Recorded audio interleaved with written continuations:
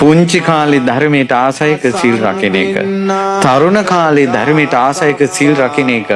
අඩුපාඩු හදාගන්න එක. ඇත්තටම ඔබ වේගෙන් නිවන කරාගෙන යනවා. වයසට ගිහිල්ලා සුදුරිත් ඇඳගෙන ඉඳ ගන්නවට වැඩිය.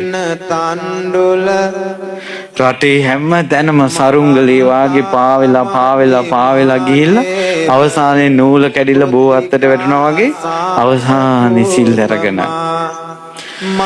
ඒ එපා කියන්නේ කොල්ලු කෙල්ලු වෙනුවෙන් මේ කියන්නේ. තරුණ ජීවිතේ ගොඩාක් කුසල් රැස් කරගන්න පුළුවන්. සමහර වෙලාවට ඇති මඟපල ලබන අය පවා. අපි දන්නේ මඟපල ලබන අය පවා ඇති. දෙමව්පියන්ගේ චරිත වැඩක් නැහැ මේ වෙලාවේ දරුවාට.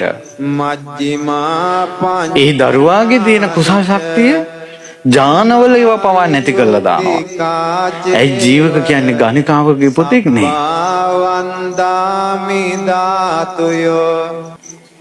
ඒකයි. ඉතින් ඒ නිසා පින්වත් දරුවනේ ධර්මයෙන් මැරිලා නැහැ. ඒක මතක තියාගන්න.